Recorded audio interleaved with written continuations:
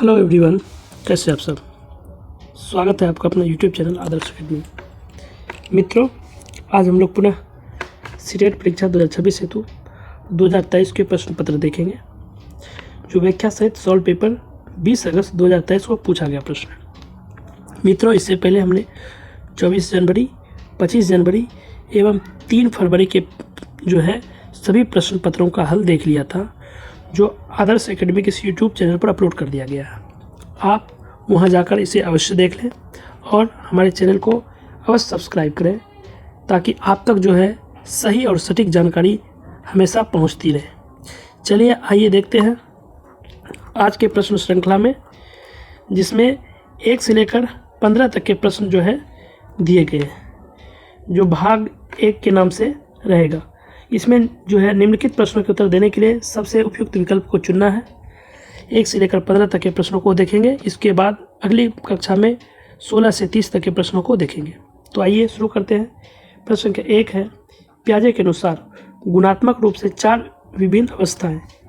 1 है बच्चों के जेनेटिक कोड पर निर्भर होती है। 2 है बच्चों के विकास के सार्वभौमिक पैटर्न पर का प्रतिनिधित्व करती है। 3 है उदाहरण देकर समझाती है कि बच्चों का मन लघु वयस्क मन होता है। 4 है दुनिया की विभिन्न संस्कृतियों में व्यापक रूप से भिन्न होती है। तो प्रश्न संख्या 1 का सही उत्तर है 2।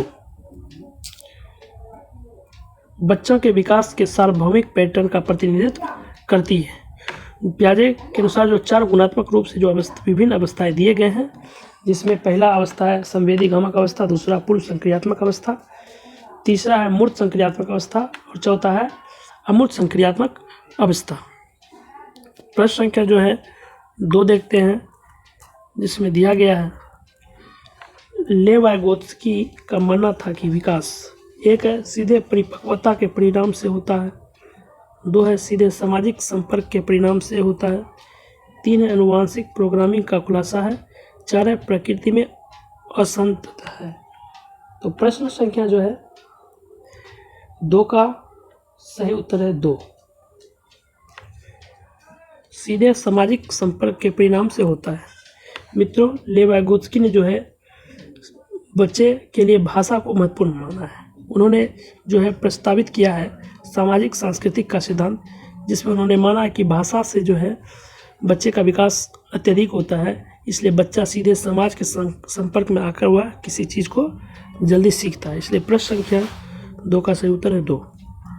प्रश्न संख्या 3 दिया गया है, जिसमें है निम्नलिखित में से कौन सी पियाजे के संज्ञानात्मक विकास के सिद्धांत की सीमा है। 1 है वह संज्ञानात्मक विकास में जैविक कारकों की भूमिका को ध्यान में नहीं रखता है। 2 है वह संज्ञानात्मक विकास पर संस्कृति और सामाजिक कारकों के प्रभाव को ध्यान में नहीं रखता। 3 में वह संज्ञानात्मक विकास में व्यक्तिगत भिन्नताओं को ध्यान में नहीं रखता है।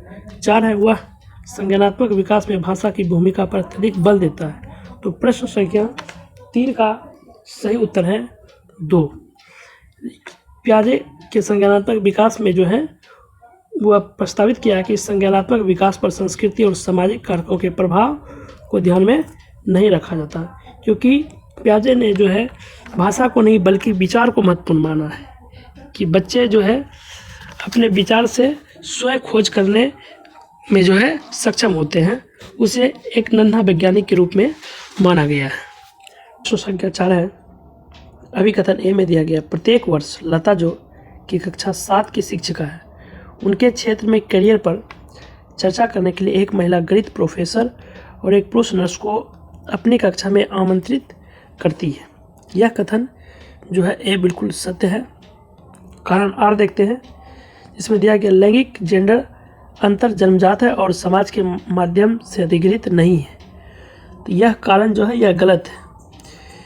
तो आइए देखते हैं, इसका सही उत्तर होगा 4 का सही उत्तर है 4। ए सही है परंतु आर गलत है। मित्रों, जेंडर अंतर जो है जन्मजात नहीं है।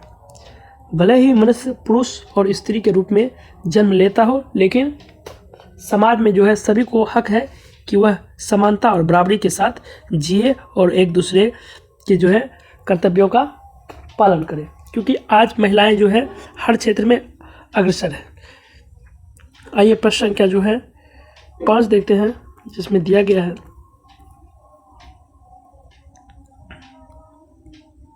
निम्नलिखित में से कौन सा प्रश्न बच्चों में समालोचनात्मक व रचनात्मक चिंतन को बढ़ावा देता है। एक है आपके देश में कुल कितने राज्य और कितनी राजधानियां हैं। 2 है आपके देश का नाम व मानचित्र पर इसकी भौगोलिक स्थिति क्या है। 3 है आपके शहर में पानी कहाँ से आता है। 4 है पानी के बचाव के लिए सबसे अच्छा तरीका कौन सा हो सकता है और क्यों। तो यह जो है प्रश्न संख्या 5 में का सही उत्तर होगा 4। समालोचनात्मक व रचनात्मक चिंतन में बढ़ावा देने के लिए जो है यह कथन बिल्कुल सत्य है, क्योंकि कैसे और क्यों यह सवाल जो है बच्चे के मानसिक जो है प्रेरणा को बढ़ाता है, उसके रचनात्मकता को बढ़ाता है। बच्चे जो है अपने तर्क और बुद्धि विवेक से जो है सोचने और समझने की क्षमता को जो विकसित करता है। इसलिए प्रश्न संख्या 5 का सही उत्तर होगा 4। प्रश्न संख्या 6 देखते हैं जिसमें दिया गया समावेशी शिक्षा में शामिल है, यानी समावेशी शिक्षा में क्या शामिल है। एक है विशेष आवश्यकता वाले शिक्षार्थियों को केवल व्यावसायिक शिक्षा का प्रावधान। 2 है व्यक्तिगत अंतरों की पहचान के परिणाम स्वरूप पाठचर्या में लचीलापन। 3 है विद्यार्थियों का उनकी योग्यताओं के आधार पर पृथक्करण व वर्गीकरण। 4 है सभी विद्यार्थियों के लिए मानक पाठचर्या। तो प्रश्न संख्या 6 का सही उत्तर होगा 2।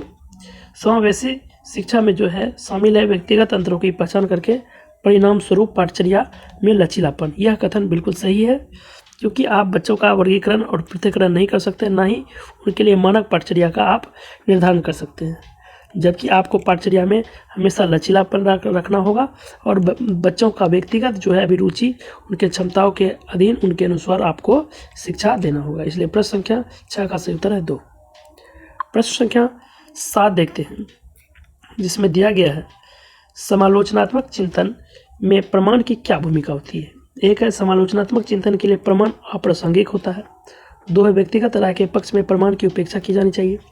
3 है प्रमाण को बिना विश्लेषण के स्वीकार किया जाना चाहिए। 4 है प्रमाण का तार्किक और सुनियोजित रूप से मूल्यांकन किया जाना चाहिए। तो प्रश्न संख्या 7 का सही उत्तर है 4। समालोचनात्मक चिंतन में प्रमाण की भूमिका होती है कि प्रमाण का तार्किक और सुनियोजित रूप से मूल्यांकन किया जाना चाहिए। प्रश्न संख्या जो है 8 देखते हैं जिसमें अभिकथन और कारण दिया गया है।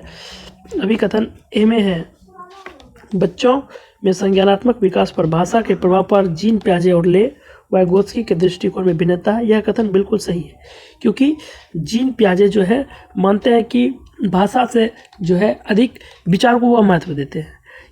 वे बच्चे को जो है नन्हा वैज्ञानिक मानते हैं। वह मानते हैं कि बच्चे पहले से कुछ ना कुछ सीखे हुए रहते हैं, उसके बाद जो वह विद्यालय अधिगम के लिए जाते हैं, इसलिए उनका विचार सर्वोपरि है। और ले वाइगोत्स्की का मानना है कि जो है बच्चा जो है समाज से इंटरेक्ट करके वह भाषा को सीखता है, इसलिए यह कथन बिल्कुल सही है। कारण आर देखते हैं जिसमें दिया गया खोज अधिगम में शिक्षक अवसर प्रदान करता है और विद्यार्थी स्वयं जानकारी प्राप्त करने के लिए उन्मुख होते हैं। यह कथन भी जो है बिल्कुल सही है। तो आइए कूट देखते हैं। ए में दिया गया है ए और आर दोनों गलत हैं। 2 में ए और आर दोनों सही है तथा आर ए की सही व्याख्या है। 3 में ए और आर दोनों सही है परंतु आर ए की सही व्याख्या नहीं है। 4 में ए सही है परंतु आर गलत है। तो प्रश्न संख्या 8 का सही उत्तर है 3। ए और आर दोनों सही है परंतु आर ए की सही व्याख्या नहीं है। प्रश्न संख्या 9 देखते हैं जिसमें दिया गया है निम्नलिखित कथनों को पढ़िए तथा सही विकल्प का चयन कीजिए। आइए जिसमें अभी कथन दिया गया ए में दिया गया है कि बच्चों के बीच विकासात्मक दरों में अधिक भिन्नताएं मौजूद होती है। यह कथन बिल्कुल सही है, क्योंकि बच्चों का विकास जो है अलग अलग चरणों में होता है। सभी बच्चों का विकास एक जैसे नहीं होता है। कभी किसी का जो है सर अधिक बढ़ जाता है तो किसी का जो है पैर अधिक बढ़ जाता है, किसी की मानसिक जो है सोच अधिक बढ़ जाता है, जबकि कोई बौद्धिक रूप से जो है अक्षम होता है। तो इसलिए यह कथन बिल्कुल सही है कि विकास जो है वह विभिन्न जो है दरों में होती है। तो कथन जो है आर देखते हैं जिसमें दिया गया विकासात्मक अंतर अनुवांशिक और भावात्मक विविधताओं की जटिल अंतःक्रिया का अनिवार्य परिणाम है। तो प्रश्न संख्या जो है 2 का कूट दिया है ए में ए और आर दोनों गलत है। 2 में ए और आर दोनों सही है तथा आर ए की सही व्याख्या है। 3 में ए और आर दोनों सही है परंतु आर ए की सही व्याख्या नहीं है। 4 में ए सही है परंतु आर गलत है। तो प्रश्न संख्या 9 का सही उत्तर है 2। ए और आर दोनों सही है तथा आर ए की सही व्याख्या करता है। प्रश्न संख्या 10 में दिया गया है भाई बहन के रिश्ते। एक में है केवल प्रारंभिक बाल्यावस्था में ही महत्वपूर्ण भूमिका निभाते हैं। 2 है कि समाजीकरण में अधिक भूमिका नहीं है। 3 है माता पिता और साथियों के साथ संबंधों के समान है और बाल्यावस्था में समाजीकरण में महत्वपूर्ण भूमिका निभाते हैं। 4 है माता पिता और साथियों के साथ संबंधों से भिन्न होते हैं और बाल्यावस्था में समाजीकरण में महत्वपूर्ण भूमिका निभाते हैं। तो प्रश्न संख्या 10 का जो है सही उत्तर है 4, कि भाई बहन के रिश्ते जो है माता पिता और साथियों के साथ संबंधों से अलग होते हैं, भिन्न होते हैं और बाल्यावस्था में समाजीकरण की महत्वपूर्ण भूमिका निभाते हैं। प्रश्न संख्या जो 11 देखते हैं, जिसमें दिया गया है निम्नलिखित कथन में विकास के किस सिद्धांत को दर्शाया गया है। कह निम्नलिखित कथन में विकास के किस सिद्धांत को दर्शाया गया है। जो बच्चे अपने शुरुआती वर्षों में भाषा सीखने के लिए अनुकूल वातावरण से वंचित रहते हैं, उन्हें बाद के जीवन में भाषा चुनने में थोड़ी कठिनाई होती है। 1 है विकास अव्यवस्थित और अप्रत्याशित होता है। 2 है भाषा के विकास का एक संवेदनशील काल है। 3 है भाषा और अनुभूति जटिल रूप से परस्पर संबंधित है। 4 है भाषा का विकास पूरी तरह अनुवांशिकी पर निर्भर है। तो प्रश्न संख्या 11 का सही उत्तर होगा 3, भाषा और अनुभूति जटिल रूप से परस्पर संबंधित है। बिल्कुल यह कथन सही है, क्योंकि भाषा और अनुभूति दोनों एक दूसरे से जुड़ा हुआ है। प्रश्न संख्या 12 देखते हैं, जिसमें दिया गया है अभिकथन जो है ए में है शिक्षकों को संकल्पना को मजबूत करने के लिए विद्यार्थियों को अपने स्वयं के संकल्पना के उदाहरणों और गैर उदाहरणों की पहचान करने के लिए कहना चाहिए। आर में दिया गया है उदाहरणों के बारे में सोचने के संकल्पना को मजबूत किया जाता है, जबकि गैर उदाहरण विद्यार्थियों को भ्रमित करते हैं। तो प्रश्न संख्या 12 का अभिकथन ए बिल्कुल सही है, कि शिक्षकों को जो है संकल्पना को मजबूत करने के लिए विद्यार्थियों को अपने स्वयं के संकल्पना के उदाहरणों और गैर उदाहरणों की पहचान करने के लिए कहना चाहिए। जबकि कारण आर में उदाहरणों के बारे में सोचने से संकल्पना को मजबूती किया जाता है, जबकि गैर उदाहरण विद्यार्थियों को भ्रमित करते हैं। यह जो है कथन गलत है, क्योंकि गैर उदाहरण जो है बच्चे को भ्रमित नहीं करते हैं, बल्कि उसके जो है मानसिक सोच को अधिक विकसित करते हैं, ताकि वह चीज़ों को अनुभूति के तौर पर से देख सके, उसमें जो है एक सजीवीकरण जो है समझ सके। तो इसलिए प्रश्न संख्या जो है 12 का सही उत्तर है 4। ए सही है परंतु आर गलत है। प्रश्न संख्या 13 देखते हैं, जिसमें दिया गया है अधिगम के सामान्य सिद्धांत बताते हैं कि विद्यार्थी बेहतर रूप से सीखते हैं यदि शिक्षक ए है पहले अवधारणा का संपूर्ण रूप से परिचय दे और फिर उसकी बारीकियों पर आए। 2 है पहले तर्क और कारण के संदर्भ में अवधारणाओं पर चर्चा करे और फिर विचारों को सत्यापित करने का अवसर दे। 3 है पहले उस पर चर्चा करे जिसके बारे में विद्यार्थी को नहीं पता है और फिर उस पर आए जो विद्यार्थी पहले से जानते हैं। 4 है पहले अवधारणा को उसके प्रतीकात्मक रूप में प्रस्तुत करें और फिर उनके साथ भौतिक रूप में आए। तो प्रश्न संख्या 13 का सही उत्तर है 1, कि जो है अधिगम के सामान्य सिद्धांत यह बतलाते हैं कि जो है यदि शिक्षक पहले अवधारणा का संपूर्ण रूप से परिचय दे और फिर उसकी बारीकियों पर आए तो वह जो है विद्यार्थी बेहतर रूप से सीखते हैं। यह कथन बिल्कुल सही है, क्योंकि किसी चीज़ को समझाने से पहले हम बच्चों को, छात्रों को उसका उदाहरण एवं गैर उदाहरण दे करके जो है हम बच्चों को समझाने का प्रयास करें, उसके अवधारणाओं को संपूर्ण रूप से जो है उनका परिचय दें और उसके बाद उसके बारीकियों में उसके अंदर जो है अंदर के वातावरण को समझाने का प्रयास करेंगे। इसलिए प्रश्न संख्या 13 का सही उत्तर है 1। प्रश्न संख्या 14 देखते हैं, जिसमें दिया गया है एक शिक्षिका अपने विद्यार्थियों को अधिक संज्ञानात्मक कौशल विकसित करने में मदद करना चाहती है। निम्नलिखित में से कौन सी सबसे प्रभावी रणनीति होगी। यानी एक शिक्षिका अपने बच्चे के अधिक संज्ञान में कौशल जो है विकसित करना चाहती है, तो इसमें से कौन सी रणनीति सबसे अधिक प्रभावी होगी। आइए जो है विकल्प को देखते हैं। ए में दिया गया है विद्यार्थियों को याद करने के लिए पाठ सौंपना और उन्हें पाठ्यपुस्तक से जानकारी दोहराने के लिए प्रोत्साहित करना। 2 है विद्यार्थियों को सभी सीखने के कार्यों के लिए विस्तृत और निर्देशात्मक निर्देश प्रदान करना। 3 है विद्यार्थियों को प्रोत्साहित करना कि वे स्वयं अपने अधिगम पर चिंतन करें और अपनी प्रगति का मूल्यांकन करें।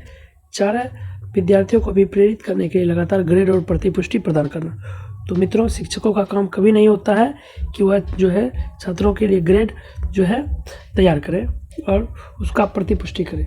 तो प्रश्न संख्या जो है 14 का सही उत्तर होगा 3, क्योंकि विद्यार्थियों को प्रोत्साहित करना कि वे स्वयं अपने अधिगम को जो है के बारे में चिंतन करें और अपनी प्रगति का मूल्यांकन करें। आइए प्रश्न संख्या जो है 15 देखते हैं, जो आज का हमारा आखिरी प्रश्न है, जिसमें दिया गया है समावेशन के संदर्भ में पाठचर्या सीखने की अपेक्षाएं में समान है जबकि वे भिन्न हैं। ए में गति संवर्धन, 2 है समायोजन संशोधन, 3 है शोधन समायोजन, 4 है संवर्धन गतिवर्धन। तो प्रश्न संख्या 15 का सही उत्तर होगा जो है 2, समायोजन और संशोधन।